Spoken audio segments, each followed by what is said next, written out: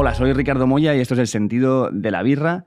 Y esto que estás viendo ahora lo podrías estar viendo hace una semana en Podimo, porque a partir de ahora tenemos todo nuestro contenido en vídeo y en audio subido a Podimo para que lo puedas ver una semana antes que en YouTube y sin anuncios. Además de, como siempre, poder consumir audiolibros, otros podcasts de gente increíble, de cualquier tipo de género, de cualquier tipo de conversación o de lo que a ti te mole. Y todo eso por un poquito de pasta al mes. Nos estás ayudando a mucha gente, por un poquito de pasta al mes, a que sigamos haciendo lo que queremos. Así que tira para allá y ya me cuentas.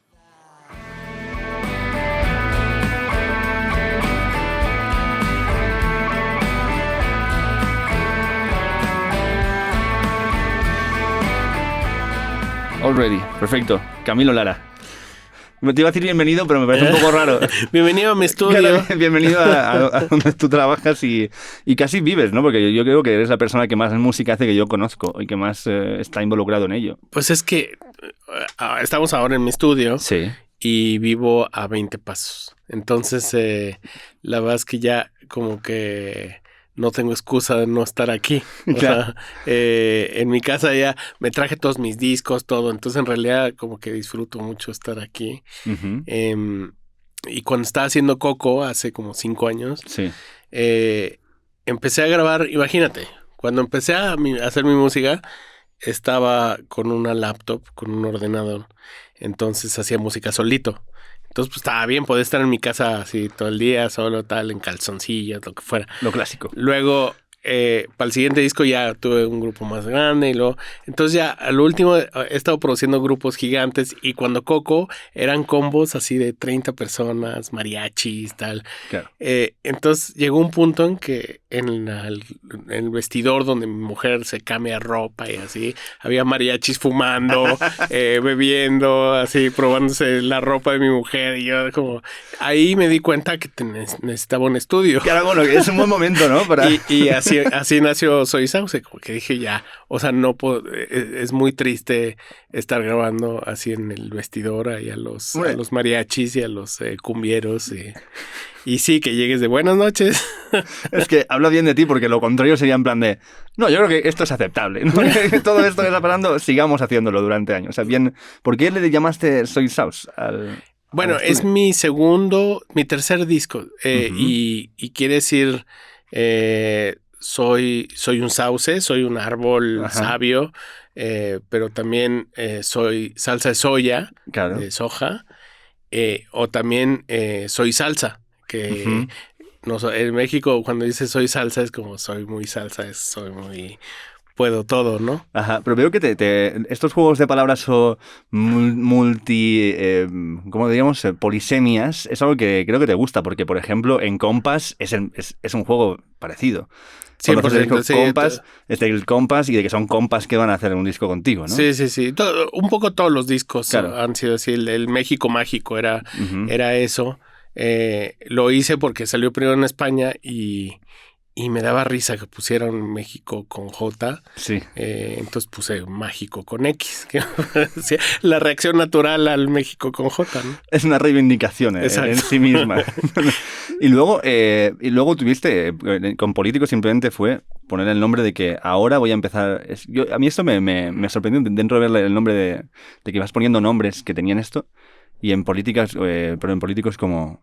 Bueno, te voy a decir directamente que en este disco voy a empezar a meter mierda sobre las cosas. Bueno, es que, híjole, también ese disco salió en la etapa más oscura del país, uh-huh. La guerra contra el narco, o sea, era un México tremendo. Estábamos en una cosa muy oscura y el disco era un poco decir, vamos a hacer un disco de baile con mensaje político. Un poco como mis discos favoritos de baile son políticos, ¿no? El Sandinista de The Clash o uh-huh. KLF, que tiene todos sus discos son de baile. Entonces era como un poco pensar que sí se podía mezclar la política y el baile. Fue un fracaso porque no se pueden mezclar, pero bueno, por lo menos intentó, ¿no? ¿Pero qué es un fracaso? ¿Solamente hablamos de fracaso cuando algo no funciona comercialmente o qué consideras un fracaso? Bueno, no sé si... o sea, en realidad lo que pasó es que todo el mundo decía, es tu disco político, es serio y tal. Y sí, tenía ahí una canción que se llama México, que es como la canción que habló de las muertes y de qué tan jodido está el país en general, ¿no? Entonces, como que sí fue un bajón, como que todos mis discos tenían una actitud muy positiva y después dije, ¿por qué hice un disco tan negativo, ¿sabes? Como que, pero bueno, pues también era un poco lo que estaba viviendo y digo, a la distancia lo oigo y si le hubiera puesto otro título, tal vez y le hubiera hecho una portada que no era blanco y negro y así, la gente no lo hubiera tomado como el disco serio que está haciendo de política pero pues sí, son decisiones que luego dices, puta, ¿para qué lo hice tan tremendo si no era tan tremendo, ¿sabes? Bueno, pero yo, por ejemplo, con México, con esa canción, ahí es donde yo, gracias a este señor que está aquí, descubrí tu existencia hace unos años. ¿Era viviendo aquí, ya, Dan? No. Era viviendo allá. Era ya estando... Ah, sí, es verdad, era en 2018, me parece. Sí. Y a mí lo que me gustaba, o lo que me llamó mucho la atención de este tema, porque me lo he puesto en repeat muchas veces, que es que si tiene este punto de moverte, pero es un moverte de bajona, sí, pero a la vez le noto cierta ironía o cierto sarcasmo al hecho de decir, porque la letra tiene muchos momentos que son totalmente sarcásticos, es un orgullo saber que el turno es tuyo. Sí, como, y que tal vez no llegas vivo a tu casa. Claro, y que en ese momento no llegas vivo a tu casa, ¡pam! Sí. México, como que vamos a celebrar la mierda que está pasando. Sí. Entonces... Pero no, es que es un bajón también agradable, es como que como un compartir el bajón, ¿entendés? Hey, estamos juntos en esta mierda, está pasando esto. Sí, hay una cosa que decimos que el mexicano se ríe de la muerte y ríe llorando, ¿no? Y era un poco como esa cosa melodramática de te lo digo. Las cumbias, por ejemplo, son súper festivas y bailadoras, pero hablan de las cosas más dramáticas y de corazón roto. Entonces, un poco era como eso. Pero ese sí fue llevarlo al extremo, porque hasta tenía un pedazo del himno nacional que en teoría no lo puedes hacer. Y parte del problema, lo que te decía que qué bajón, es que en la radio no lo pudieron poner jamás, porque está prohibido poner el himno. Por lo del cañón. Modificar el himno nacional mexicano.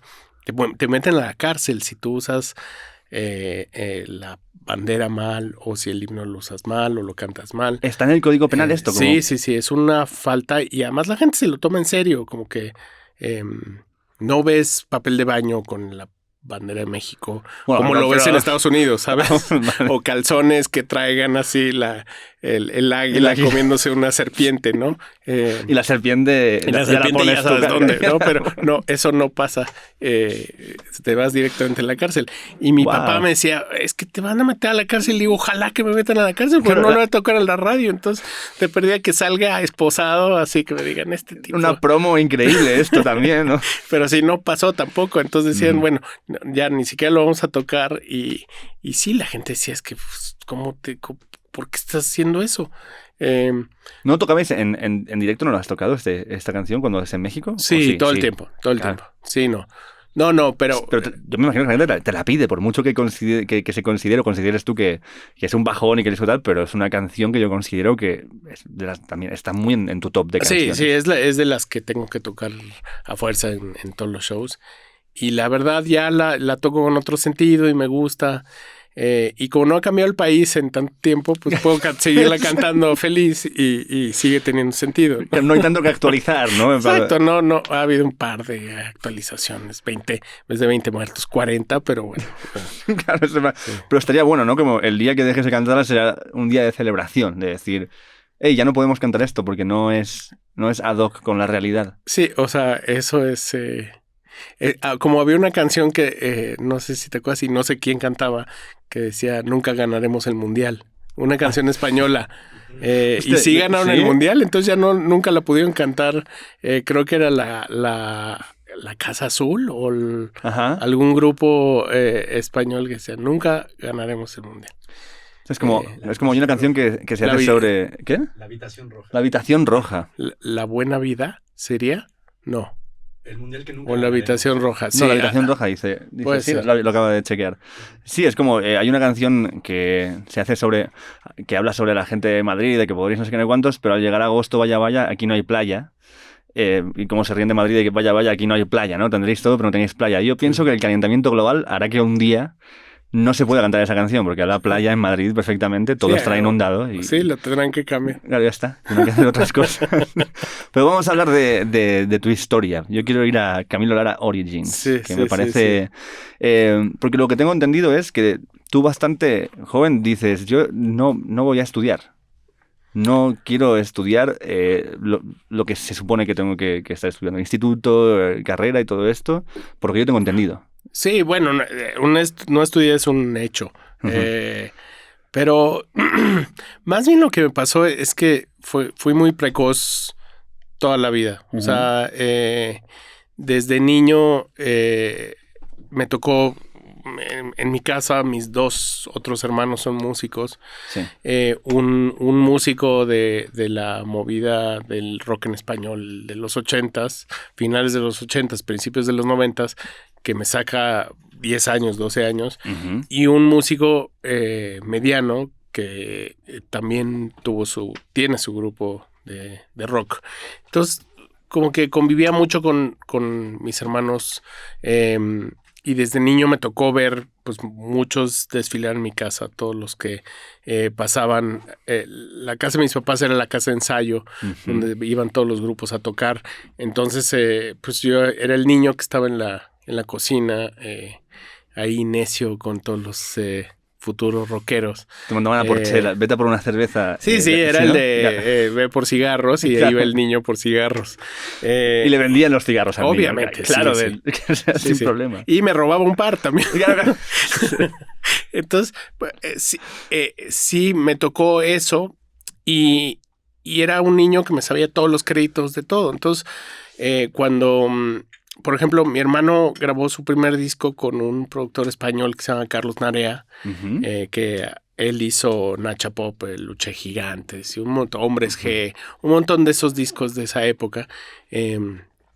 Entonces, cuando grabaron el disco, yo a mi hermano a los 8 años le decía, no, es que esa mezcla tendría que haber hecho tal. ¿En serio? Y les Del caía moco ahí. pésimo, así de niño insoportable que le estaba diciendo como si supiera algo ese niño.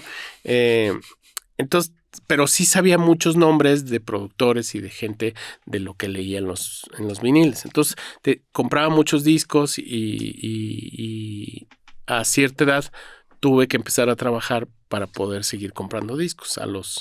Empecé a trabajar a los 13, 14 años. ¿Haciendo qué? Era mesero en un restaurante.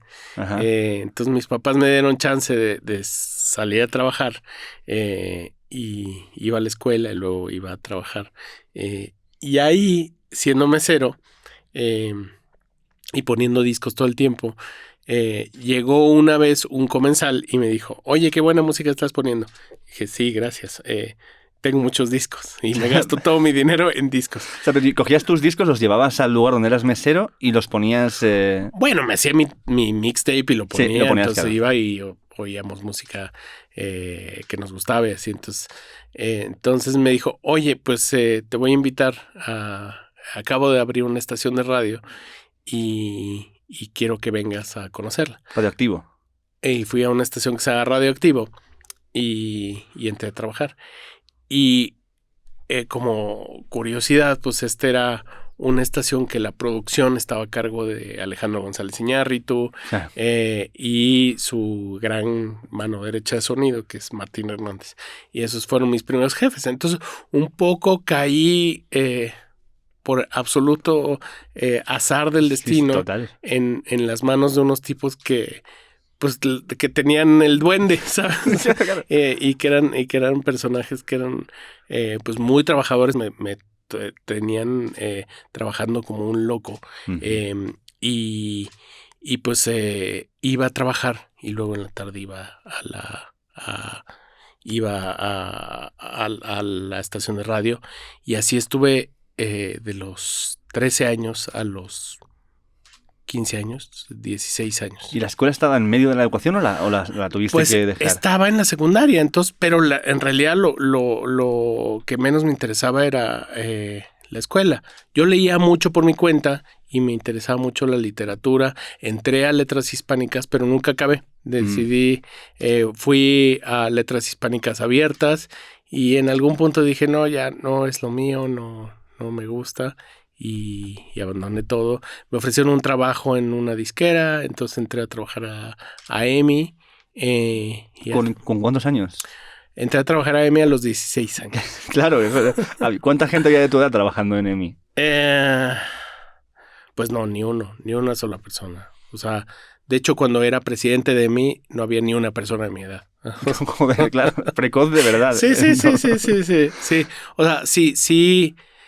Un poco veo esa parte de mi carrera como si hubiera sido un niño de estos niños que son artistas muy jóvenes y que se retiran muy jóvenes, como Jordi el bebé.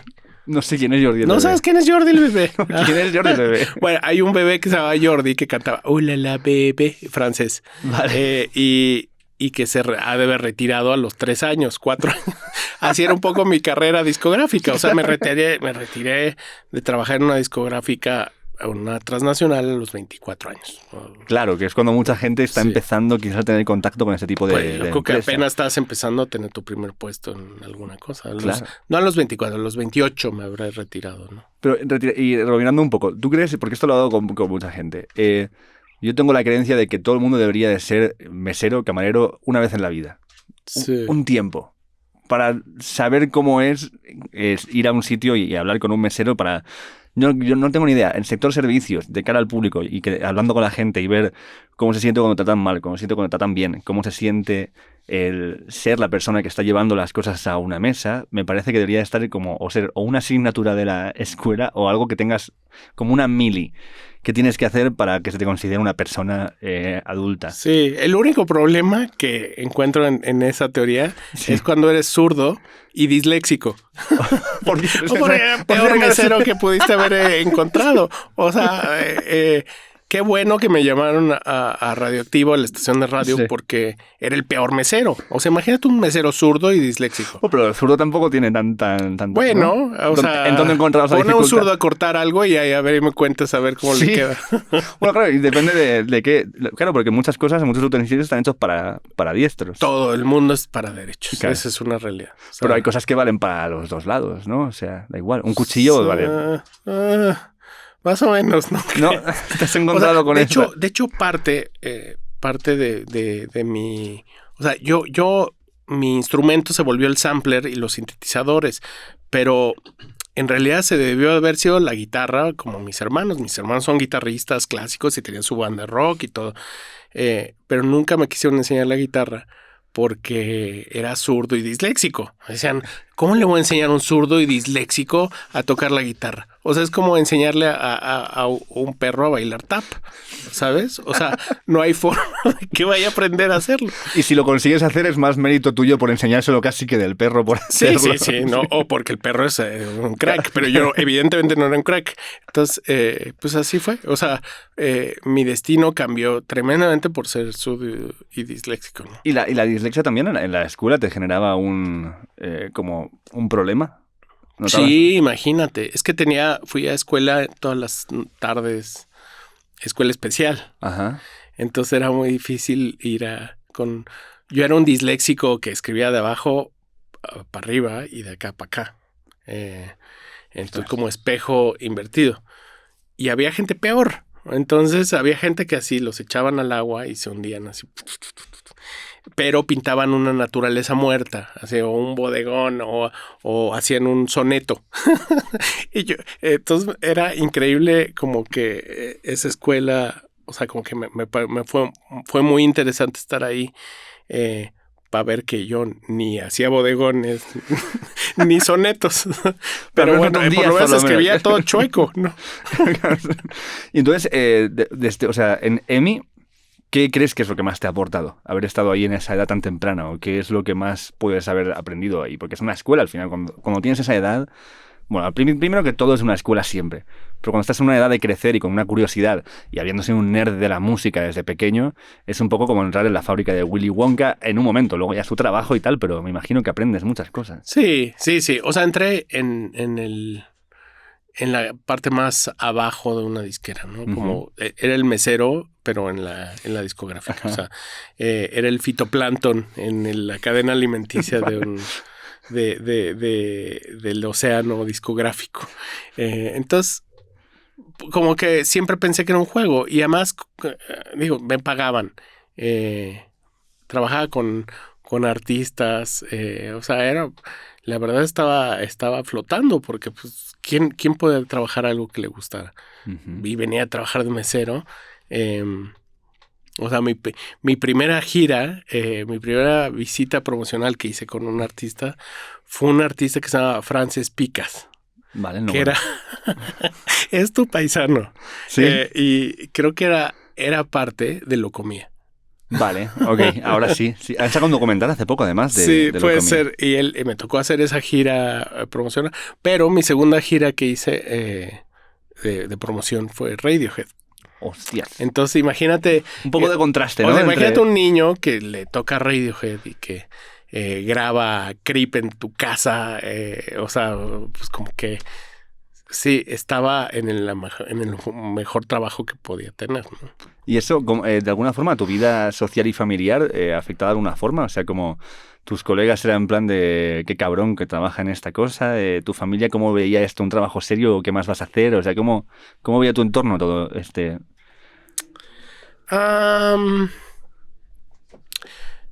Sí.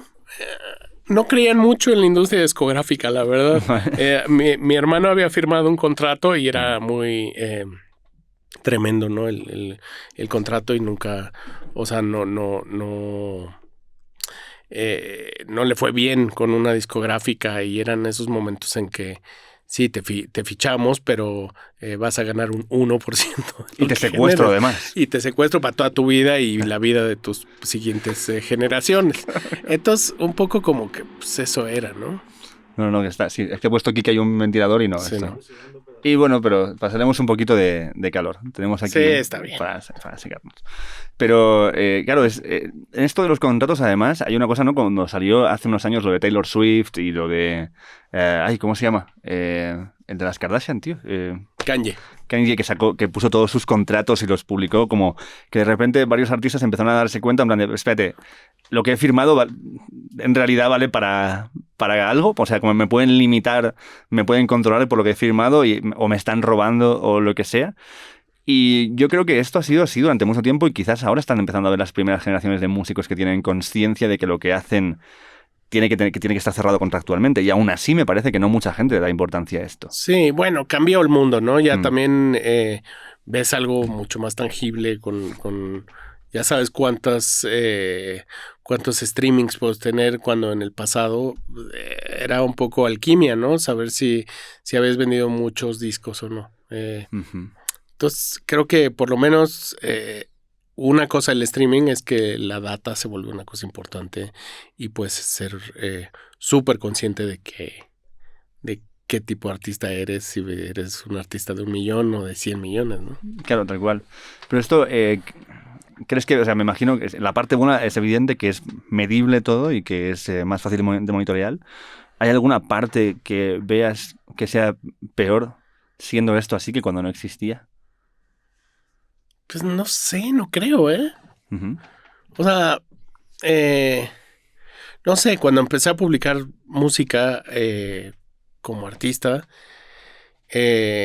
en realidad todo fue a través de MySpace y como que gracias a MySpace, que ya suena tan lejano. Sí, suena ya como... O sea, ya me siento como un viejo. Pero tú dices MySpace y yo veo un arqueólogo sacando un ordenador así como de la tierra y pasándole como un cepillito para quitarle la tierra de años que le ha cubierto. Sacar una foto de Tom. Exacto. Es todo como en plan de... Bueno, sí, pero MySpace, la arqueología de Internet. Pero sí, o sea, era un poco el sueño de... Pues a través de MySpace podías tener a tus amigos y tus amigos eran tus fans, ¿no?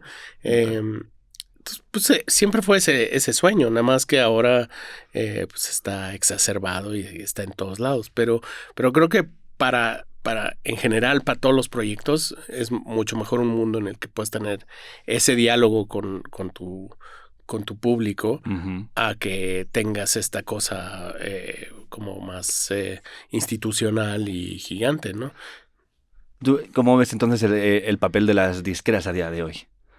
Pues es otro, ¿no? Es como el papel de los estudios de cine, por ejemplo, que cada vez se ocupan más de los blockbusters y los controlan meticulosamente para que sean un éxito. Y creo que al final eso es lo que hacen bien las disqueras. Nunca han sido buenos con los artistas pequeños o con los artistas en desarrollo. Ni les interesa, seamos brutalmente honestos.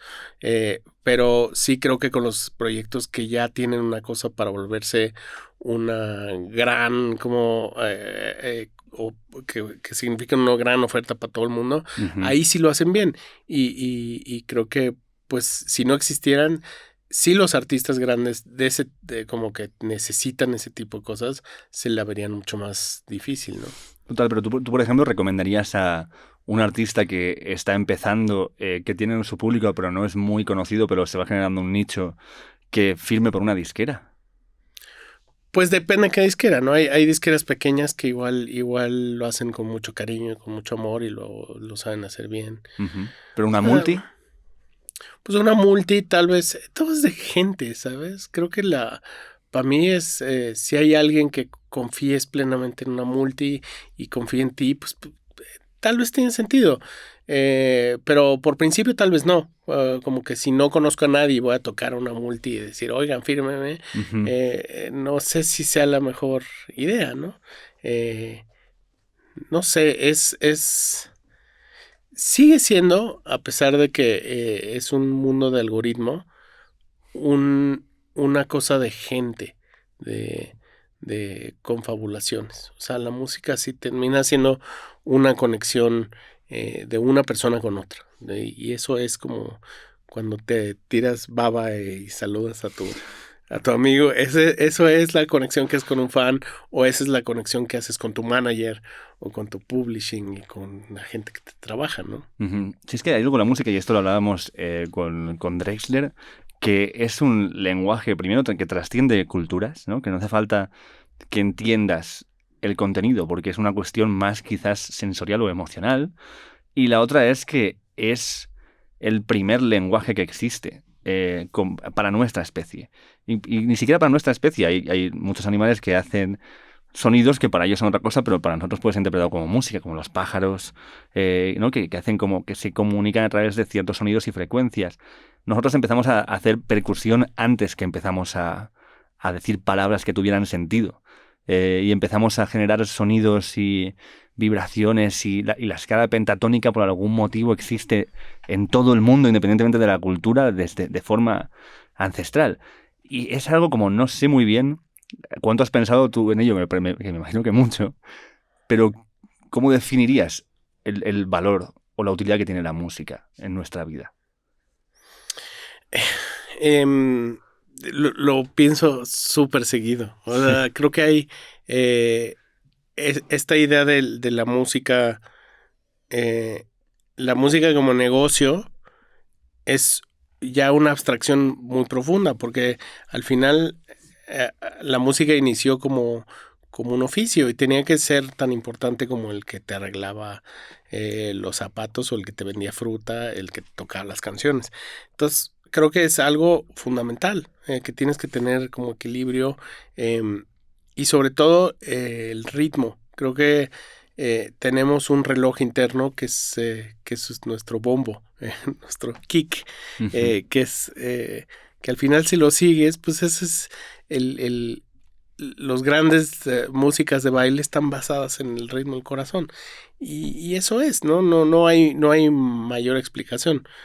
Por eso uno baila más esos ritmos que los ritmos asincopados o más complejos. Son menos naturales al cuerpo que un ritmo que va pum, pum, pum, pum, pum. ese lo traes, ¿no? Ujú. Nada más te pones en sintonía con el ritmo que encuentras afuera. Y además como que es... lo que tiene también la música es que es inevitable. O sea que a no ser que seas sordo o tengas algo puesto que te impida estar escuchando lo que pasa afuera, tú estás en un lugar donde hay música y esa música cambia el ambiente, cambia cómo tú te estás sintiendo, cambia la realidad de ese periodo en el que está sonando. De hecho, un bar sin música es algo tremendamente triste. Sí. Una fiesta sin música es algo tremendamente triste, ¿no? Es una sala de espera, una fiesta sin música. Sí. O sea, es una forma de decorar o de cambiar el entorno de una forma inevitable para todo el mundo. Sí, y es loco pensar que sí, cada lugar tiene un diseño sonoro, una musicalidad de una forma diferente, ¿no?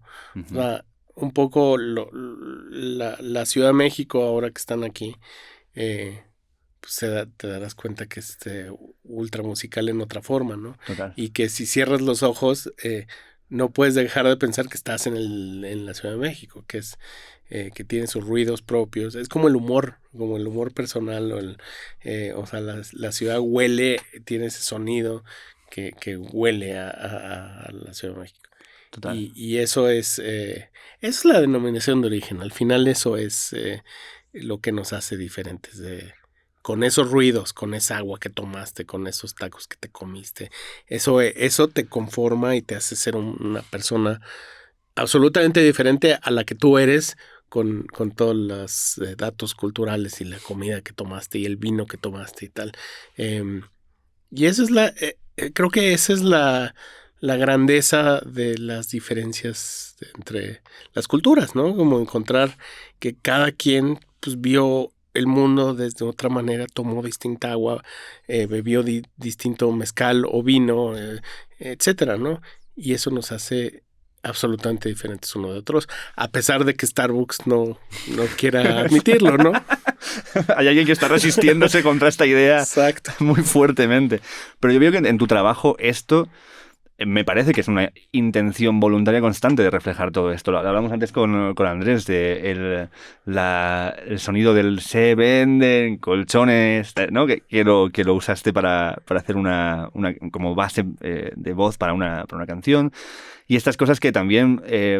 como viviendo como ¿cómo era? En México Mágico, Rulfo, usando todos estos elementos y metiéndolos dentro de la música como en plan de, no, esto también es música, o también es parte de la música.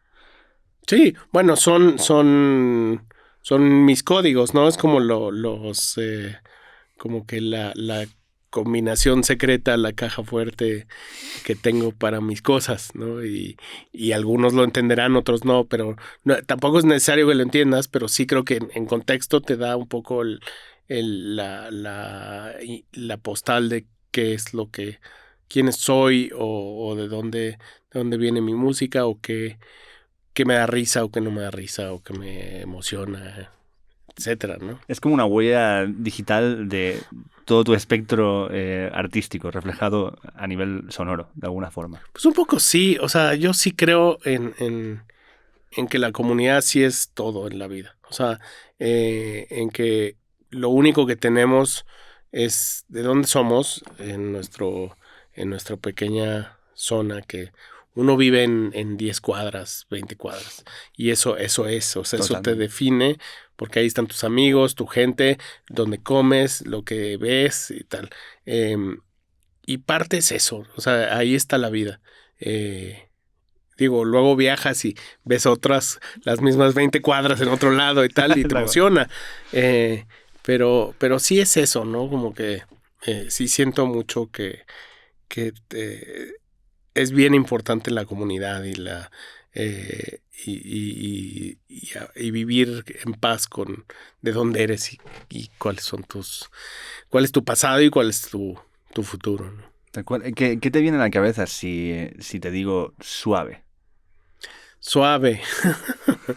Bueno, suave me viene a la cabeza este puesto que tenía en una disquera y que me fue muy bien en el principios de los 2000, me conocí un personaje que se llama Alfonso Cuarón. Uh-huh. Un gran personaje, Alfonso Cuarón. Gran personaje. Sí, un loquillo. Y me dice, tengo esta película que se llama Y tu mamá también. Entonces me invitó a trabajar en ella. Y me dice, es que tú eres un burócrata. ¿Quieres? Vas a morirte ahí en una maldita oficina de EMI y vas a ser Don Camilito, el de los discos, así. Me decía las cosas más horribles, así que alguien te puede decir que... Pero hace falta a veces esta gente. Sí, de que me sacaba lágrimas y decía, no, Alfonso, no va a pasar así. Si te pongan el dedo ahí en plan de... claro. Sí. Entonces como que...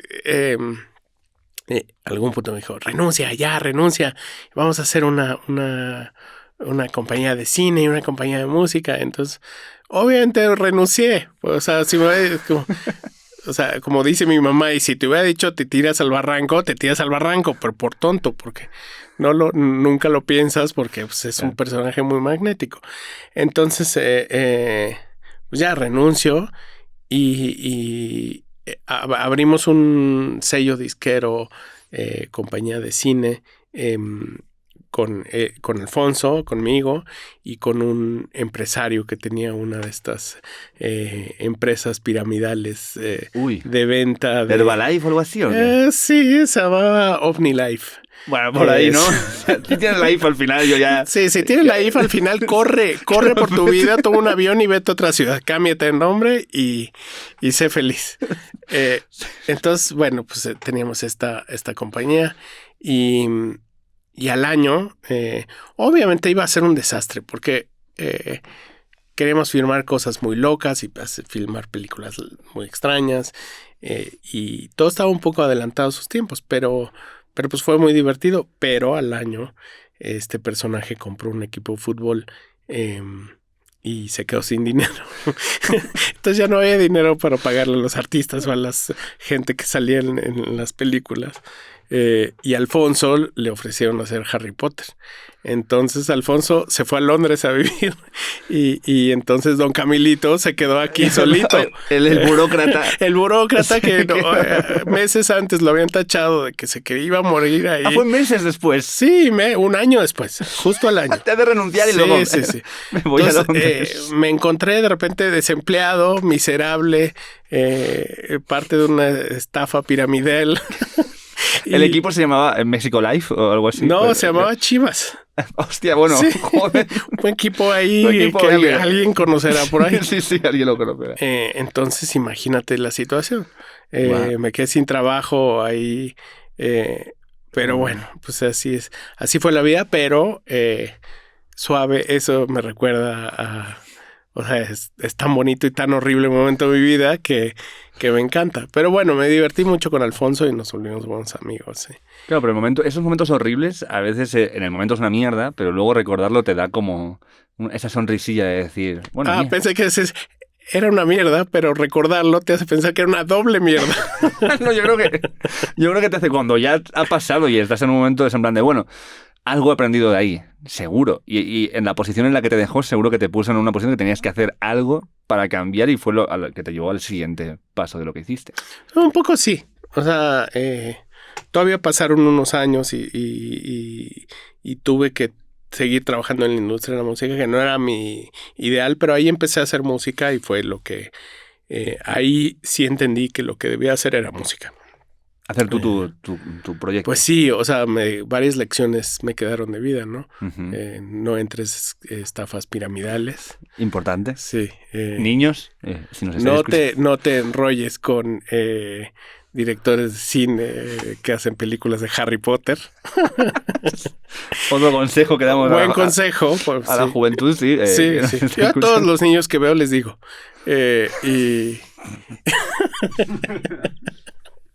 Y te miran así, ¿vale?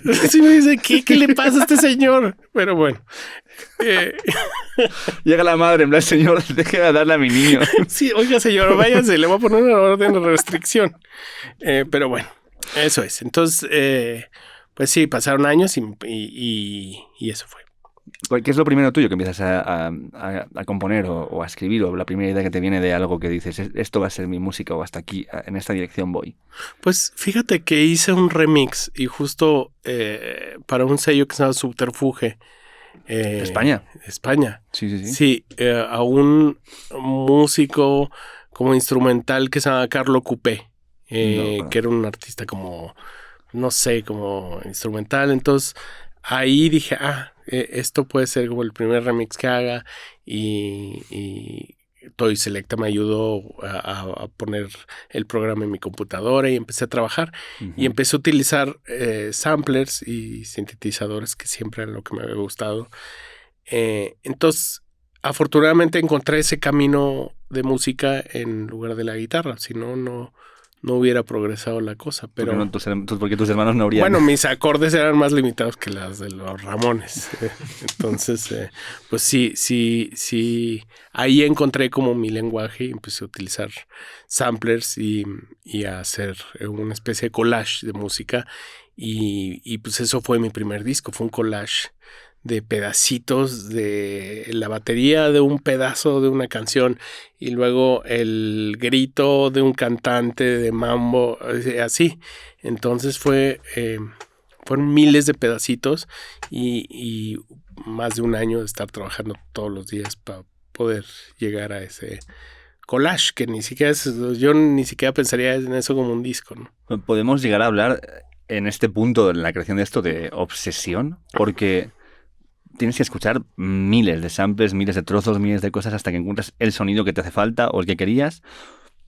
¿O es más que tú vas escuchando aleatoriamente y de repente aparece algo que dices, ¡pam!, esto? ¿O vas en búsqueda del sonido completo? Sí, las dos. Y tengo esa debilidad, estar oyendo. O sea, como que veo mucho que los productores o así como que oyen por pedazos. Y yo como que no puedo retener memoria por fragmentos, entonces tengo que oír todo desde el principio. Luego todo, cuando llega la parte, ya a veces hasta se me olvida la parte que te estaba esperando oír, pero sí como que me gusta estar oyendo y poniendo pedacitos y todo. Eso fue, no sé, es casi terapéutico para mí, ¿no? ¿Cómo fue? ¿Cuál fue este primer disco? México Mágico. Fue este. Sí. Y aquí, ¿cómo conseguiste lanzarlo? ¿Fue por parte tuya? ¿Conseguiste a alguien que creyera en el proyecto y te ayudara a sacarlo? Bueno, salió en España la primera vez con un sello que se llama Love Monk, que sigue operativo Love Monk en España, y hice un remix de un artista español que se llamaba Gecko Turner, que es como reggae, y les gustó el remix, entonces me invitaron a publicar mi disco. Ahí es la famosa historia que he contado muchas veces, que me dijeron, mándanos la música. La mandé y mi ordenador la oyeron y me dijeron, no es tan buena, pues sigue trabajando y cuando tengas algo nuevo, pues no los vuelves a mandar. Y mi ordenador eran de estas bolas de Apple que eran como monolitos, ¿sabes? Que podías aventar una y matar a alguien así, que no tenían ninguna entrada ni nada, y que eran como unas peras así. Sí, que la pantalla del ordenador directamente. Sí, era la pantalla del ordenador. Sí. Y no le puedes meter memoria. Entonces llegué a hacer nueva música y se me llenó la memoria. Ya no tenía cómo hacer más música. Entonces, mejor me esperé 2 semanas y cambié el orden de las canciones en el que se lo iba a mandar y se las mandé de nuevo. Y me dijeron, es buenísimo, vamos a publicar tu disco. Y así nació el disco. Es un demo y bueno, lo revelé. Lo revelé después. Odian que cuentes esta historia. Claro, porque saludos a Borja Euro, ¿no? Los dejan en un lugar de mierda un poco, ¿no? Bueno, pero la verdad, sí está bueno el orden nuevo. Claro. Es que también influye mucho esto. A ver, también ahora estamos en un momento donde el disco ya no se consume como tal, ¿no? Pero hubo un tiempo donde sí que el disco era como algo en plan de te lo pones y de inicio a final la gente se ponía un disco y lo repites porque es el disco que tienes ahora. Sí. Pero ahora yo creo que estamos como yéndonos incluso hacia la época de los 60s, 50s, donde es todo singles. Todo es como una canción, te la pongo en la radio, otra canción de otra persona, otra canción, y así se va construyendo tu banda sonora. Sí. Sí, y tal vez les puse en mi cabeza lo que podía ser lo más emocionante y era lo más raro, lo que menos les gustara. O sea, sí entiendo que pudo haber sido eso, ¿no? O tal vez no lo oyeron y la segunda vez sí lo oyeron. ¿Quién sabe? Pero, y de ahí a ponerte a producir para otra gente, fue como un poco paralelo, ¿no? Con esto que me decías del remix este que hiciste o de cosas así, pero ¿cuándo empiezas a producir más como buscar o que te busquen o cómo aparece esto? Empecé a hacer remixes enloquecidamente. Hecho, yo creo que sí soy de las personas que más remixes tiene en su cartera. O sea, hecho para todos los que me digas. Y si cuento los que no me han aceptado, también, o sea, es un número estratosférico. Entonces, como que era un poco mi terapia y siempre estaba haciendo remixes. Y el paso natural era, pues, producir después. Pero lo hice hasta mucho tiempo después. No, toda esa etapa fue como que me buscaban y hacía remixes. Y en algún punto dije, pues, o sea, producir va a ser un poco lo mismo que hacer un remix, pero sin estar cortando y pegando. Y así empecé a producir. ¿Cuál dirías tú que es el objetivo de un remix?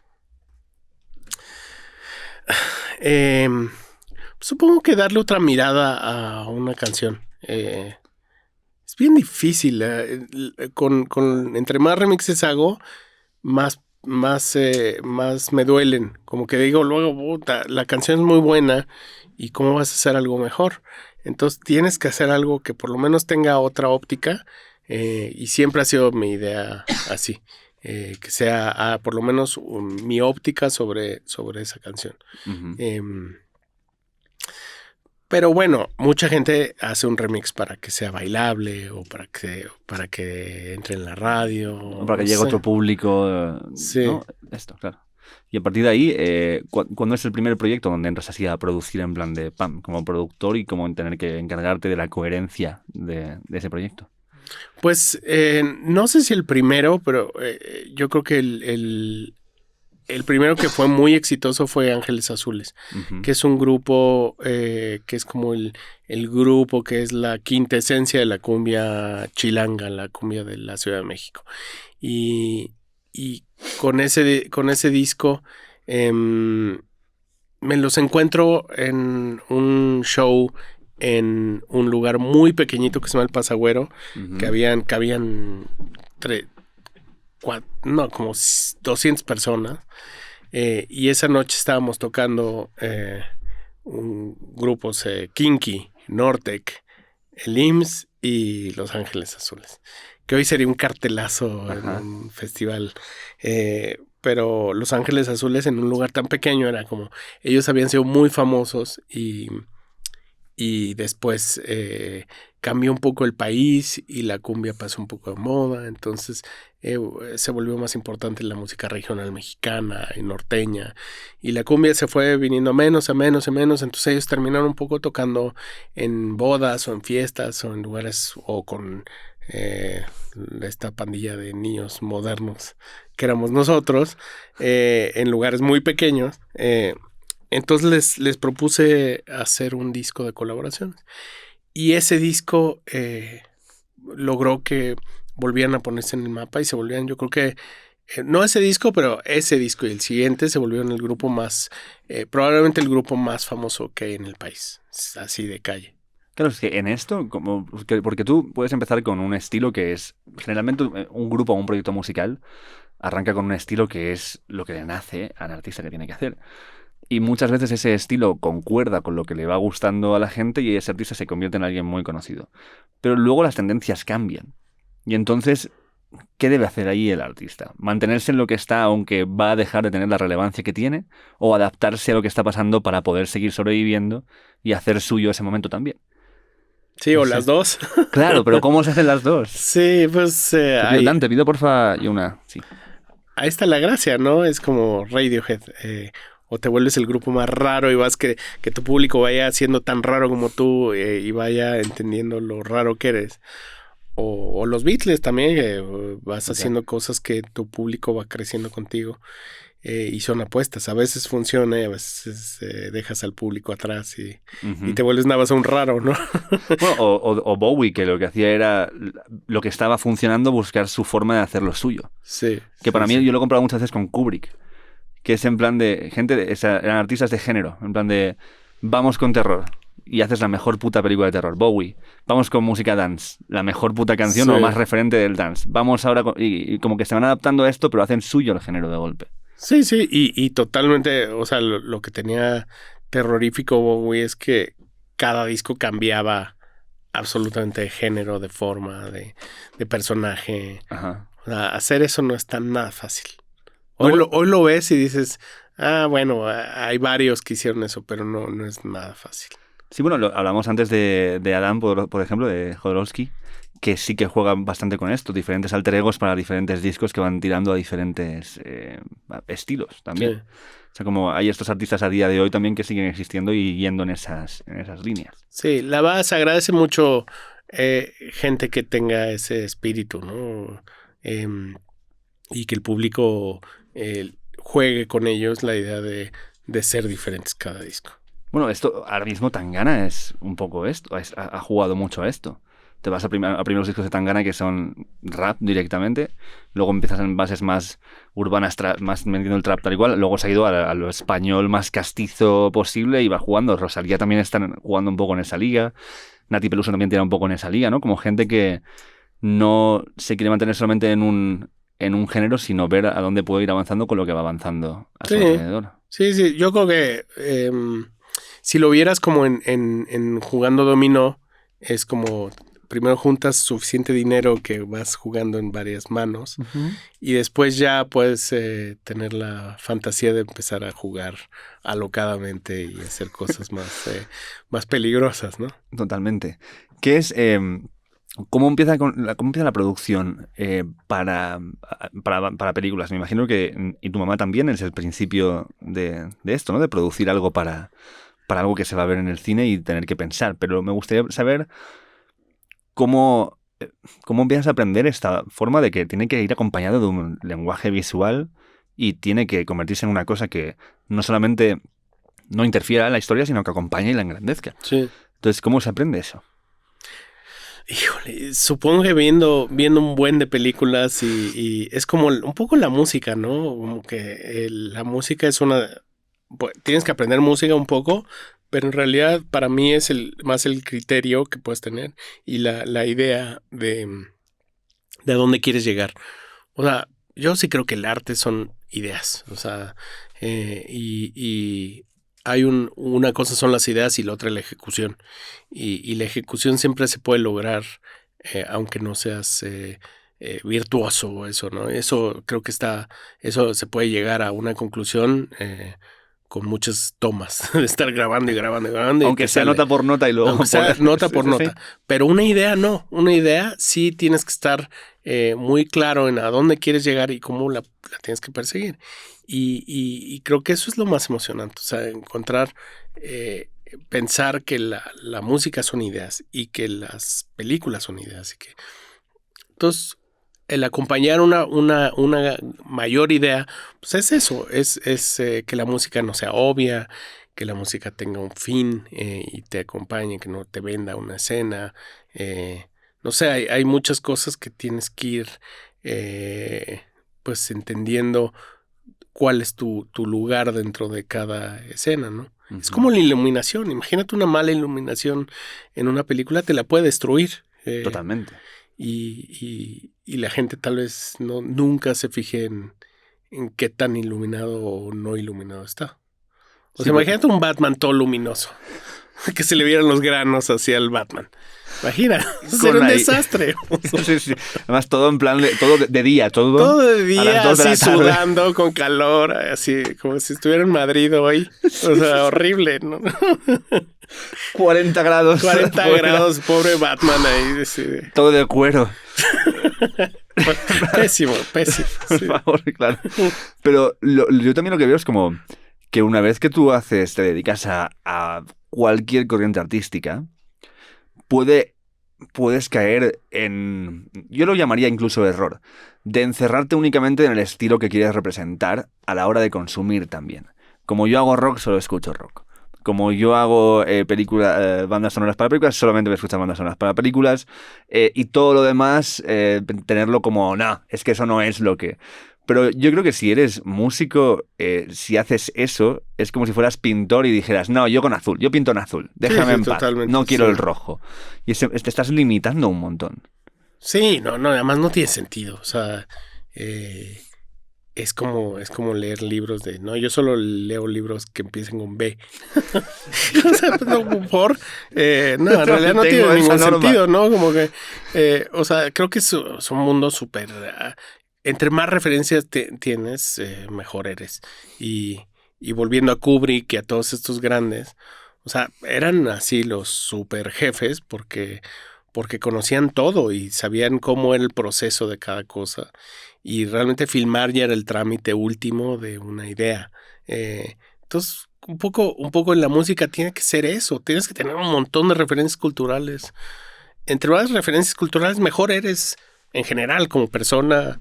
Se lo recomiendo a todos. A los niños también, cuando me los encuentro, les digo, oigan, no solo les voy a hablar de Alfonso Cuarón. También tengan referencias culturales. No solo vean Harry Potter, sino ver más cosas. Exacto. Hay de hecho, creo que te vi referirte en una entrevista a esto con una frase que es muy mexicana, que es sobre que no conoce a Jesús. El que no conoce a Jesús, a cualquier barbón se le hinca. Claro, no, es como... Sí, totalmente, y es muy cierto, ¿no? Sí. Y es así, si tú no tienes... porque muchas veces es en plan de... Y yo lo he oído muchas veces con esto de en plan de... no, mira, este le está copiando a no sé quién. Y dices, no. Este le está copiando a no sé quién, que está copiando a esto, que es una referencia de esto, que aquí está más o menos el origen. O sea, como que no es... Tú estás viendo solamente quizás un escalón de diferencia, pero si conocieras la amplitud de qué es lo que le ha llevado a esa persona a tener esa referencia, sí, podrías entender, más allá de hablar de copia o no copia, qué es la referencia completa, de qué estamos hablando. Claro, y además copiar no tiene nada malo. Total. Si tienes el espectro completo de entender qué estás copiando o por qué lo estás copiando. Los revisionistas, perfecto, no tengo problemas con ellos. Pero sí creo que en general las referencias te ayudan muchísimo a tener un entendimiento de quién eres y cuál es tu posición en el mundo y qué es lo que no quieres hacer. O sea, muchas veces yo oigo música para ver qué no quiero hacer. Así como que, o cuáles son los valores de producción que no me gustan en la modernidad, o cuáles son los valores de música que sí considero que el pasado tenía, que hoy no hay, etcétera, ¿no? Sí, yo tengo un profesor de cine que me decía que se aprende de lo nefasto y de lo sublime. Totalmente, claro. Sí. O sea, tienes los dos picos para saber qué evitar y saber a dónde apuntar. Sí. O sea, justo como que tienes que ver muchas películas del espacio para entender cuáles son las buenas, ¿no? Una o dos que digas, mira, por eso estas dos son geniales. Tal cual, yo creo que si lo haces con un punto de vista constructivo y de intentar aprender, por mucho que veas o pases tiempo consumiendo algo que luego consideres que no tiene calidad o que X, pero has aprendido eso. Has aprendido que eso consideras que no tiene calidad y ya sabes identificarlo si lo ves en otro lugar. O sea, tampoco estás perdiendo el tiempo cuando consumes algo que no te acaba gustando. 100%. Se define tu criterio. Y mucho también no es que tengas las referencias y ya vas a hacer una cosa... la digestión cultural es súper difícil, ¿no? Muchas veces no digieres el arte hasta muchos años después en tu vida, pero lo tienes que ver muchos años antes para que te pegue después. Sí que es verdad, y a veces escuchas una banda y dices, bah, y luego años después te vuelve a llegar y dices, esto es increíble, ¿por qué? Es como, es como ciertas sustancias de expansión de mente que te pegan 2 horas después y que dices, sí, te explotó después y claro, ahora entiendo todo. Así es Bowie, por ejemplo, o así es Bob Marley, o cosas así que son muy poderosas y que no, tal vez en su momento lo oigas y digas, tal, y después entiendes que la grandeza y si te explotan en la cabeza, pero tienes que consumirlas antes para poder después tenerlas presente en una epifanía. El arte, sí, o sea, ojalá uno pudiera ser como un robotina que leyera, consumiera tal y después la procesara, hiciera una cosa basado en lo que viste y entendiste. O sea, de ahí tienes que tener arte todavía y hacerlo bien y tal. Es un proceso y somos una máquina bastante torpe en procesar todo eso, ¿no? Total, a mí esto me ha pasado, ahora que has dicho Bowie, a mí me pasó esto con Blackstar, que es un disco que cuando salió lo escuché, en plan, escuchemos el disco, y estaba más en plan de, bueno, pues, no, por aquí ha hecho algo muy arriesgado, ¿no? Estas cosas que tú vas analizando, pero luego años después estás en casa, por algún motivo te viene empiezas a tararear en tu cabeza una canción que has escuchado hace 2 años, y dices, ¿esto de qué era? Era del disco, y lo pones y dices, pero esto es un temazo. Sí. Pero ¿por qué ahora me gusta? Y antes simplemente lo veía como algo que estaba ahí. ¿No? ¿Por qué pasa esto? No sé, ¿y por qué Bowie? O sea, ¿por qué Bowie se murió haciendo un disco con saxofones? A mí eso digo, o sea, nos va a dejar con el misterio toda la vida. O sea, te lo dice alguien que ha sido enemigo del saxofón durante muchos años y digo, puta, ¿qué te de pasa verdad con el saxofón? tuviste que morir y no pudiste explicar por qué coño es un disco de saxofones. Claro. Es que pasa. Sí. Total. Háblame de Coco, que has hablado antes de esta experiencia de mariachis en el ropero, en el vestidor de tu mujer. Pero aquí, en este caso, por lo que yo he visto y la colaboración que has tenido en esta película, es como que se te encargó ser el emisario sonoro de la cultura mexicana para el resto del mundo. Adelante. Sí, había una nota ahí que hicieron que decía así de cómo salvó toda la estrategia de PR. Bueno, no fue así, pero bueno, lo que fue muy emocionante es que empecé muy temprano en el proyecto. Me busca el director de la película que se llama Lee Unrich y me dice, oye, no me vas a creer, pero yo dirigí Toy Story y Monsters, Inc. Y pues quiero juntarme contigo porque estoy haciendo una película mexicana. ¿Pero cómo te contacta? ¿Cómo habla esta persona contigo? Me buscó por Facebook. Vale. Y te escribió un mensaje en plan de, oye, soy el tipo que ha hecho... Sí, tal cual. He hecho tu infancia. Quiero hablar un poco contigo. Pero no creas, o sea, en Facebook te llegan... Hay un buzón secreto que llega la gente que no tienes de amigos. Como en Instagram también ahora mismo. Sí. Las requests estas que se quedan Entonces ahí. me llegó al buzón secreto. Imagina, o sea, era como... o sea, yo estaba esperando ese mensaje toda la vida y llegó al buzón menos esperado. Bueno, haría que lo podías poner en plan de... Si me escriben estas personas en algún momento que me llegue, por favor. Sí, exacto. Pero pues sí... fue muy aleatorio y la verdad es que pues fue increíble. Como que viajé a... No te vi muy convencido con tus cervezas. No, sí, está perfecto. O sea, simplemente que estaba... No, en fin, está todo bien. Bien. Nada, viajé a conocerlo, me invitaron y fue un día muy loco porque esas cosas dicen, bueno, vamos a planear el viaje. Entonces era como marzo y me dice, bueno, en último día de mayo, o sea, junio, compramos tu vuelo. Entonces ya tuve que esperar 2 meses para la junta y tal. Entonces viajo y aterrizo y prendo mi teléfono y la primera llamada que tengo es Moni Mark que me dice, oye, se murió Adam de los Beastie Boys. Entonces dijo, ¡ay, qué bajón! Estaba muy malo y así, entonces, sí. Pero era un buen amigo. Entonces ya cuelgo y la siguiente llamada que tomo así, pero una pegada con la otra. Hola, te llamamos de Pixar porque hay una fuga de gas en todo Emeryville, que es el pueblo donde está Pixar. Y están evacuando a todo el pueblo, entonces no vamos a poder tener la junta. Entonces dije, puta, qué bajón. Y ya colgué. Y me di la vuelta y me regresé a México. Opa. Ese mismo día.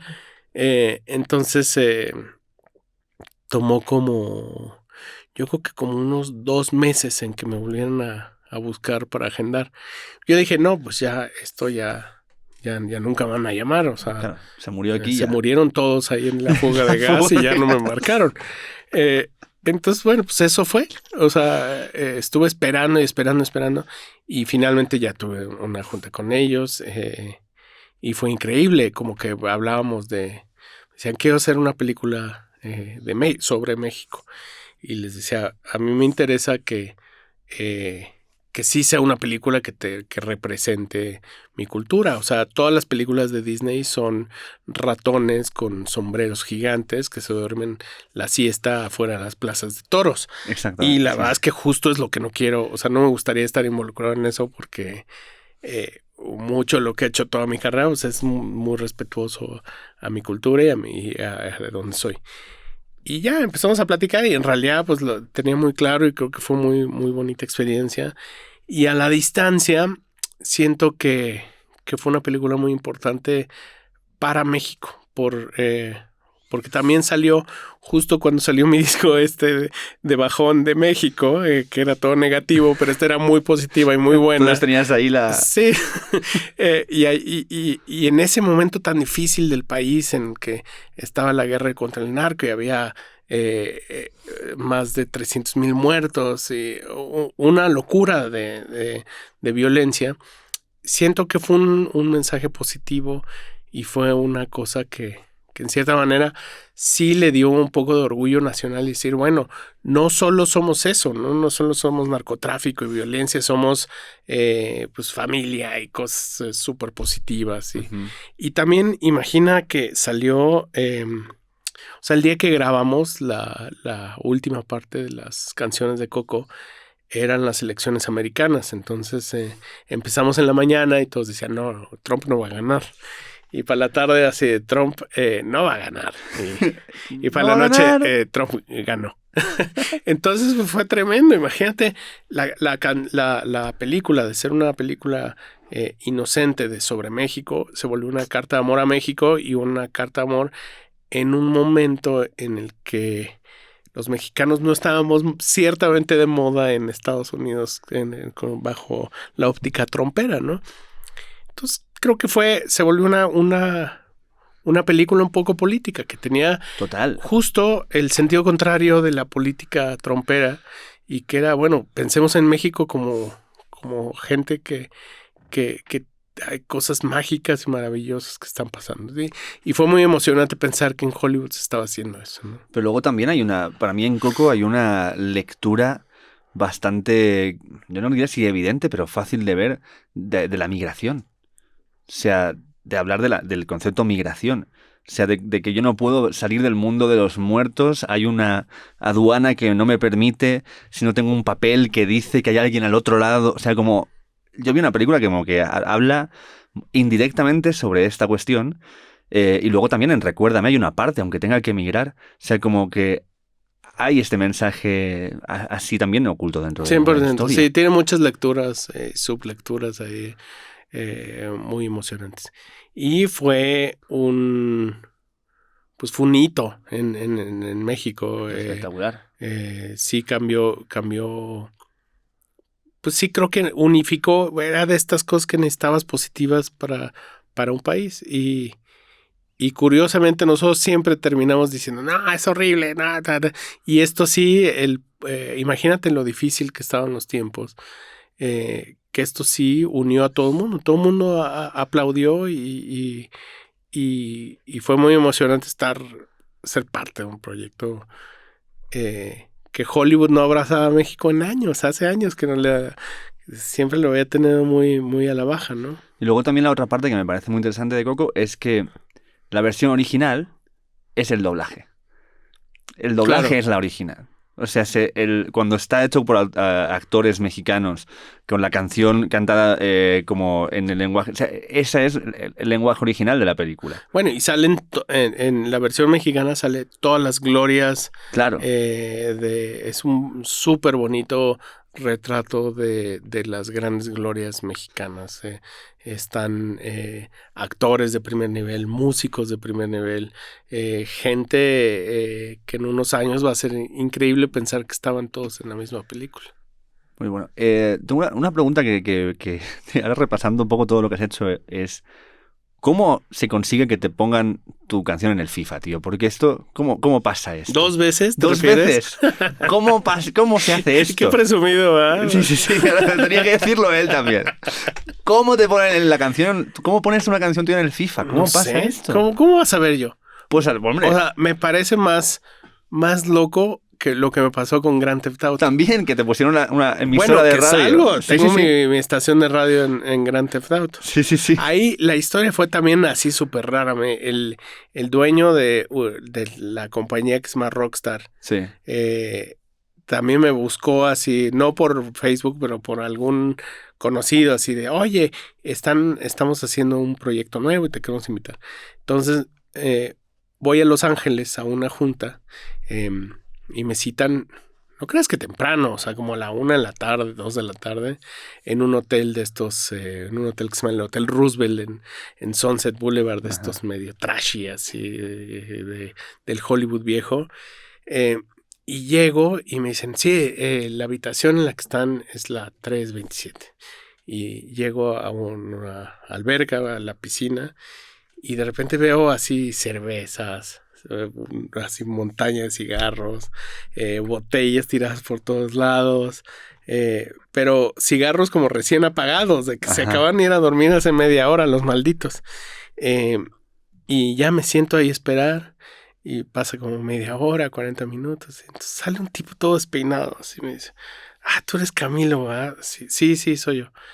Yo soy el dueño de Rockstar. ¿Cómo estás?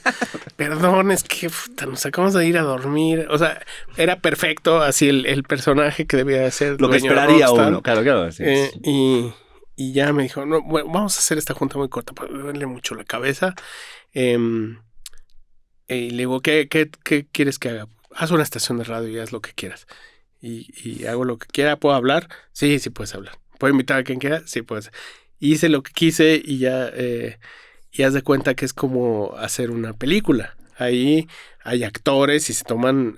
creo que hay más presupuesto en un videojuego así que en una película normal. No, sí. Entonces, pues estuvimos una semana haciendo voces con un personaje que se llama Don Cheto, que es fantástico. Sí. Y ya, eso se quedó. O sea, ahí me gané el corazón de los rufianes y pillastres que les gusta andar matando en carros a toda velocidad. Pero, ¿cuántas horas quedó de lo que grabasteis? ¿Cuánto rato queda de grabación que puedes escuchar en el Pues juego? dura como hora y media, lo que pues si estás jugando hora y media más o menos. Te puedes poner esa emisora durante hora y media, vas a escuchar contenido nuevo todo el rato, canciones, etc. ¿Decidiste el playlist de la emisora? Sí, puse canciones mías, canciones de otros artistas, música. Hay una canción famosísima mexicana que se llama El Sonidito, que gente me odió. Se ríe. Gente que me odió por ponerla, gente que me amó. O sea, ya sabes. Siempre es, ¿por qué pusiste el sonidito? Pues porque me gusta el sonidito. ¿Qué te digo? O sea, al final un poco es esto, ¿no? Que muchas decisiones son... es lo que me gusta a mí, lo estoy haciendo yo. Y ya está. ¿Por qué tengo que justificarte? Pues sí, ya, sino que hagan su estación ahí en Grand Theft Auto, a ver. ¿Y lo del FIFA? ¿Cómo y lo sabes? del FIFA, pues no sé, fíjate. Me buscaron una vez y luego me buscaron al año siguiente y ya, o sea... Pero lo más loco es que esa canción sí, o sea... He tocado así en Bratislava y de que, esa es la de FIFA. Claro. O sea, es lo único que le... O sea, me ha salvado el pellejo en varios lugares muy remotos del mundo. Ves a la gente tranquila, vamos a hacer la de FIFA. Sí. Y claro, es que eso sí que traspasa fronteras. Sí, eso sí. El FIFA es una locura internacional. Una locura. O sea, incluso más que el GTA, porque el GTA tiene su público, pero el FIFA yo creo que el público es mucho más amplio. Sí, lo que pasa es que los del GTA estaban muy chiquitos, como que eran niños que no iban a los del FIFA sí eran ya, podían tomar cerveza y todo eso. Claro, es otra historia. Quiero volver un momento a Coco para pensar en cómo pensaste en que iba a formar parte del paisaje sonoro de esto, porque tú estuviste, digamos, asesorando y grabando toda la parte de la música que se escucha mientras que pasa la historia, más aparte las canciones que forman parte. Recuérdame, ¿tienes parte en la bueno, la grabé. Sí, grabé todos. Pero la parte de composición, ¿de dónde sale esta letra? ¿Y de dónde sale esta...? Pues mucho de la idea era que que fuera representativa de un México.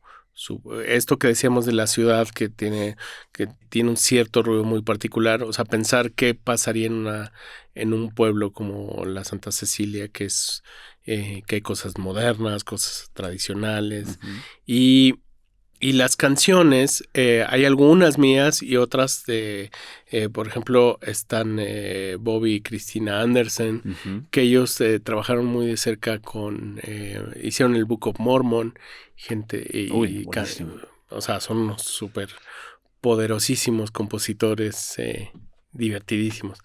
Entonces, pues no sé, como que mucho las canciones pues fueron resultado de mucho trabajo de encontrar el tono y la forma. Hicimos 1000 demos y que sonaran a México, ¿no? O sea, no es tan fácil como lograr el balance de una canción de Hollywood que pueda tener humor a México, ¿no? Pero tuviste este momento en plan de es que falta algo y no sé qué es. ¿Te pasó muchas veces en este proceso? No, lo que pasa es que no es que toma muchos años y hay mucha investigación.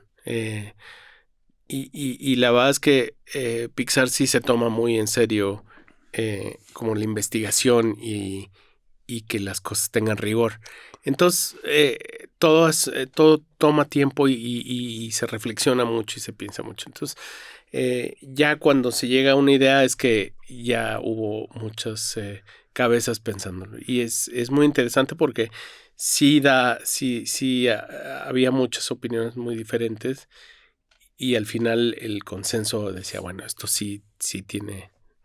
Sí hay humo, ¿cómo se dice? Un humo gris, humo blanco. Humo blanco, fumata blanca. Sí.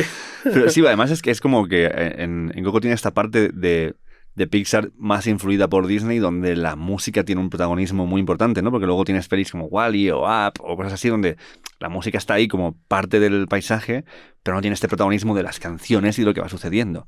Y aquí es como un personaje más, la música. Bueno, imagínate, el niño es músico, vive en la Santa Cecilia, que es el santo de los músicos, y todo gira en torno a la música. Y la verdad es que te das cuenta, muchos de los viajes exploratorios de toda la investigación antes de la película, fuimos a Oaxaca y a Guanajuato. Tú eres de Guanajuato, ¿verdad? Él es de Guanajuato. Tú eres de Guanajuato. Sí, Quique. sea, nadie es perfecto, pero... No, saludos a Guanajuato, que tanto me gusta. De tierra de Santa Fe Clan. Como que fuimos a estos lugares que son muy poderosos musicalmente y encontramos en ellos como cosas que sí hacían que la música tuviera que tener un papel importante. Y la otra que era importante era como pensar que en México hay 400 tipos de música. Un poco lo que pasa en España, ¿no? Como, o sea, la música del norte no es la misma música que se consume en el sur. Y son muy diferentes y tratar de estereotipar en una sola persona qué es la música española, pues es imposible. Claro, totalmente. Es muy... Sí, es muy rico, muy variado y tienes que llegar quizás a puntos comunes que puedan llegar a reflejar lo máximo posible sin dejar fuera, pero es complejo. Sí. En esta parte de producir y de hacer cosas para varios artistas. Porque tú cuando estás produciendo tu proyecto, tú sabes cuál es tu sonido, sabes a dónde vas y tú eres músico de tu propio proyecto y el productor de tu propio proyecto.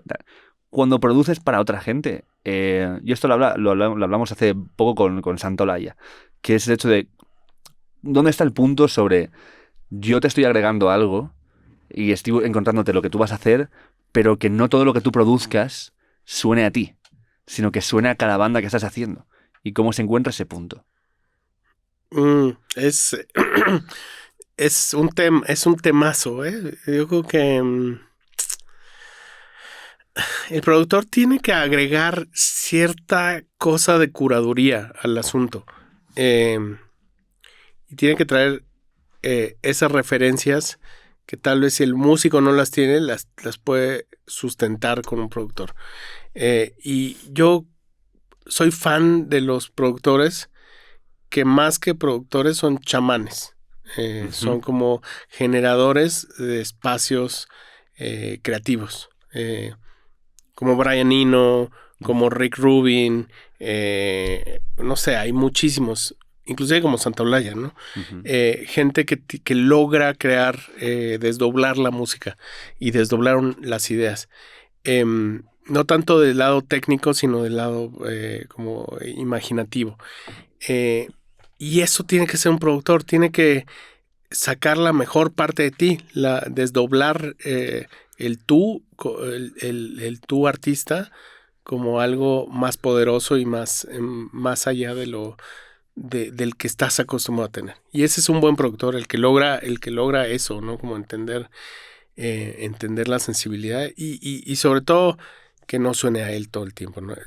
Mucho de esas cosas que pasan con un artista termina sonando un productor es porque son más técnicos y porque terminan usando los mismos trucos de grabación, como el mismo micrófono, el mismo sonido y todas esas cosas, al final sí terminan dándote que todos lo hacemos, pero es importante romper esos círculos creativos. Por eso Brian Eno, por ejemplo, es muy emocionante pensar que tiene técnicas para romper los procesos creativos y que sean diferentes, ¿no? Claro, porque si no, acabas esto, ¿no? Acabas como vampirizando a una banda para que suene a lo que tú quieres, cuando deberías de ser un poco lo contrario, un facilitador. Sí, salchichificando, diría. Claro. O sea, haciendo salchichas. Totalmente. En esto hablábamos al principio de que en tu casa pasa mucho movimiento de rock en este momento. Y no sé cómo ves tú la figura y la importancia del rock en México, porque cuando me puse a ver el documental producido por Santaolalla y Rompan Todo, sí que hay una parte donde aparece, ¿cómo se llama? El Tri, el cantante Alex Lora. Del Tri aparecen como algunas figuras de lo que era el rock acá, pero que empezaba traduciendo literalmente letras en inglés al castellano y cosas así. Pero luego no sé, en el largo recorrido, ¿cómo ves tú la evolución del rock aquí? Porque cuando vamos a Argentina vemos como que es un legado infinito y que todavía continúa, pero ¿cómo es el rock en México y cómo evoluciona con el tiempo?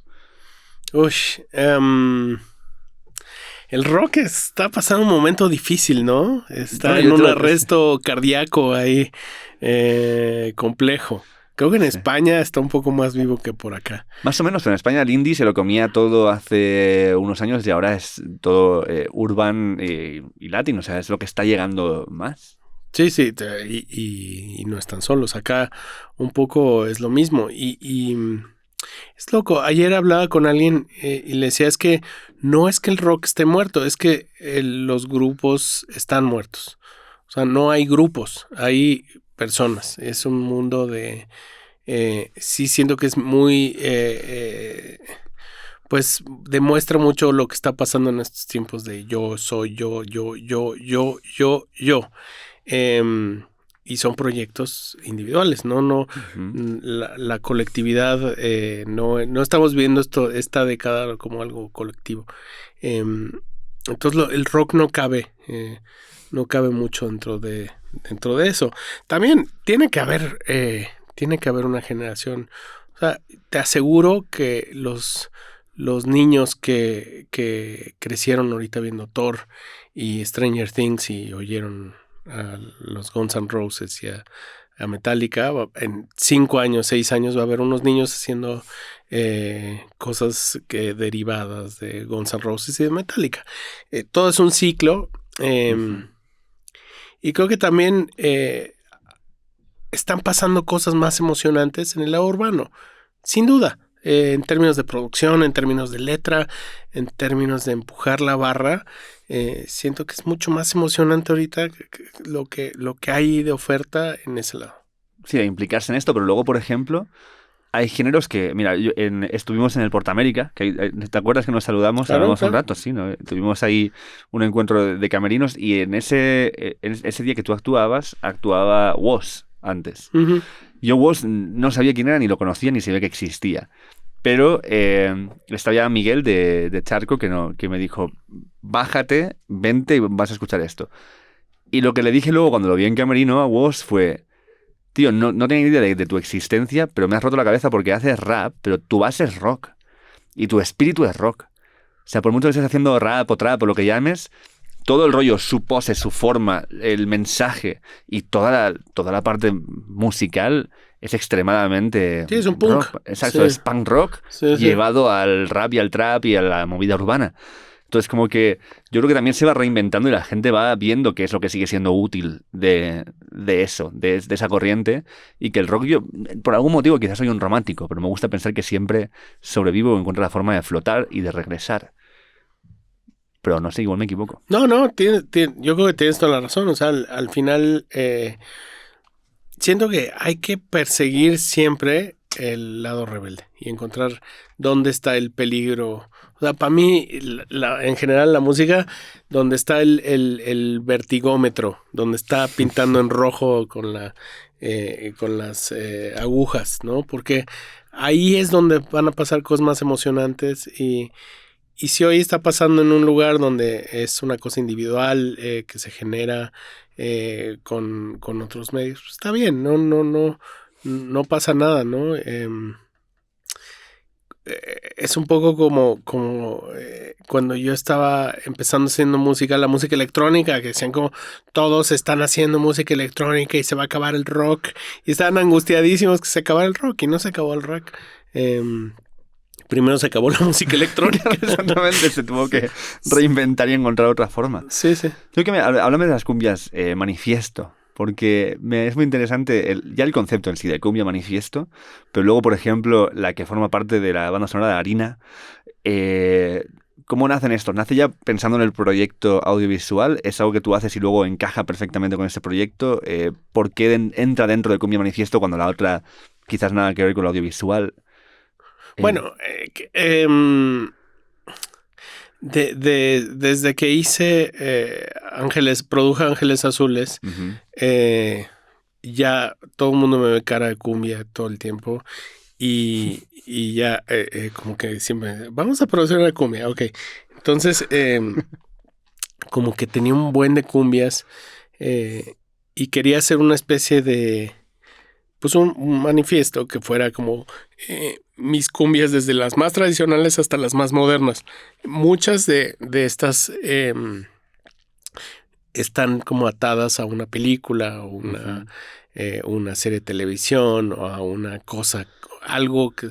Entonces decidí sacarlas como una serie de 12 o 14 cumbias que sean proyectos que todas han salido en una serie, una película, lo que sea.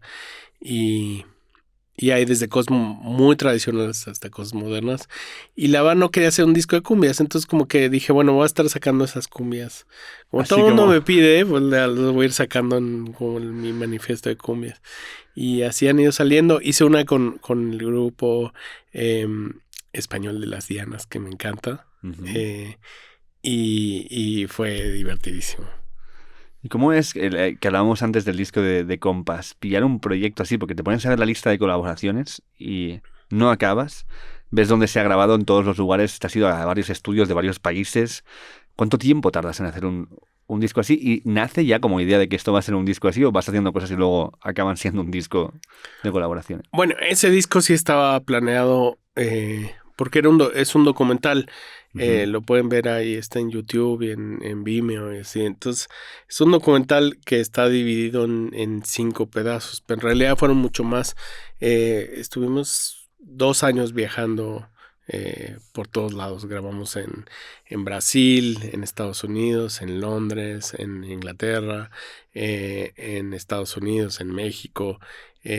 Y cada parada era, o sea, sí significaba un trabajo como previo muy grande, porque era tener un crew de filmación, que viajaran, visas de toda la gente que tiene que viajar, y luego las colaboraciones, o sea, invitarlos que fueran, los permisos, conseguir todos los permisos para filmar. Uh-huh. Entonces, fue un trabajo cansadísimo. O sea, fue Claro, tiene pinta. maestría y doctorado de cómo hacer un disco. Porque en un disco pues pon tú que 12 canciones, 12 colaboraciones. Aquí teníamos 9 ciudades y 90 colaboraciones. Entonces era una locura. Es que es una... Una locura, o sea, y hay cosas muy emocionantes.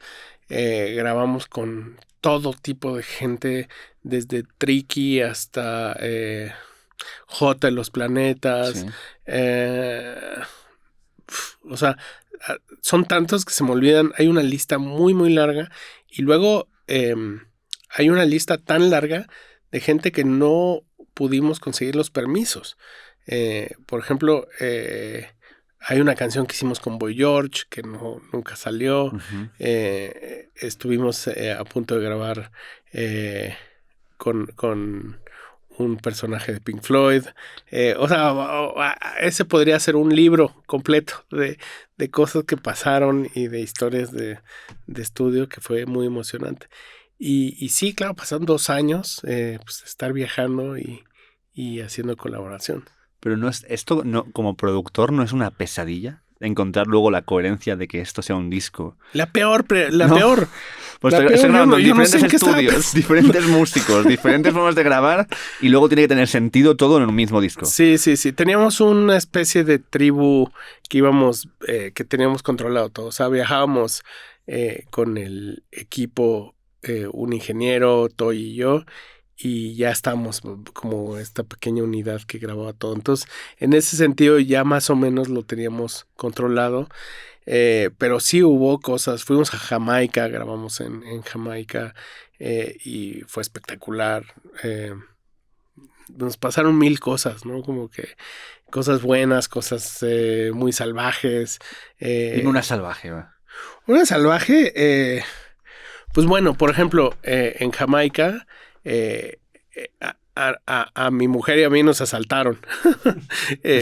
Pero lo más chistoso es que, bueno, no tiene nada chistoso. No, sí, pero... no, de momento, lo más chistoso ya, ¿qué va a decir este hombre? Sí, no, pero, o sea, estábamos en el mercado y mi mujer se baja al mercado y le digo, está muy hostil la cosa. Y dice, ¿qué? ¿Hostil? Me siento como en casa, y se sale así y llega un tipo y le agarra el collar, que tenía un collarín ahí cualquier, y se lo arranca así y como que no se le rompe y tarda varias jaladas para arrancarle el collar. Entonces le digo, bueno, ya quedó claro que tenemos que irnos de aquí, que sí está muy hostil. Y salimos así caminando rápido y nos encontramos al mismo tipo que nos robó el collar. Con el collar en la mano y nos dice, y se nos queda viendo así como, ¿qué van a hacer conmigo? Y pasamos así de buenas tardes. Y ya nos fuimos a toda velocidad. Y luego llegamos en la tarde tenía que grabar con Sly and Robbie. Uh-huh. Entonces estoy ahí con Sly y Sly me dice, oye, tú no estabas en el mercado a mediodía, ¿verdad? Y le digo, sí. Ah, o sea, ustedes fueron los que lo robaron. Lo del collar era... El collar. Y dije, sí. Ah, mira. Entonces, o sea, ¿cómo se nota que era el jefe de Kingston? Conocía todo. Conocía todo lo que estaba pasando. Pero bueno, sí, pasaron 1000 cosas muy enloquecidas. Fueron épocas muy bonitas. ¿Tú habías ido antes al Portamérica, antes del día que nos encontramos? Sí. Había ido, soy un asiduo de Me encanta Portamérica. Es la primera vez que yo había ido, fuimos con Quique, y lo que le dijimos a Kim, persona que nos parece un tío maravilloso, nos está ayudando aquí también a grabar en la casa Portamérica. Sí. Maravilla este hombre. Y le digo, me has jodido todos los festivales de aquí en adelante. Porque este rollo, el buen vibe que hay, todo funciona. Aparte la cocina esta con cocineros espectaculares, o sea, es como es algo que es, yo lo veía, es como, es un lujo. Es el mejor, yo creo que el mejor festival que hay, ¿no?, sobre la faz de la ¿verdad? de calle. Es como, es increíble. Y además que veía a los artistas, todos los artistas hiper felices de estar ahí. Como, qué experiencia. Sí, yo procuro ir cada que puedo, porque pues no es esta experiencia del festival que llegas y la comida está mala y la bebida está mala. Todo está buenísimo. Todo lo contrario. Todos son simpáticos. O sea, así debería ser el mundo un poco, ¿no? Como Portamérica. Sí, ¿no? El como festival Portamérica. Que lo tomen como ejemplo para, Sí, para claro. a partir de ahí las sociedades se organicen de esta manera. Totalmente. Sería muy bonito. Sí. Pues Camilo, tío, muchas gracias por este ratito que nos has dado aquí. Pues bienvenidos a México, qué gusto Gracias. que están aquí. Ahí nos queda un rato. Saludaremos a la gente de tu parte que tenemos por delante para entrevistar. Qué viaje les toca todavía. Nos queda ahí un rato. Sí, qué emocionante. Pues felicidades. No, y de nuevo, esta va a ser, creo que la entrevista con mejor audio de todas las que tenemos, con mejores micrófonos y mejor asistencia que tenemos desde que hemos grabado, así que gracias también por eso. Y acompáñame y decimos adiós a la cámara general que es allá, decimos adiós a la gente. Gente, gracias por escucharnos. Muchas gracias. Cuidaros. Adiós, adiós.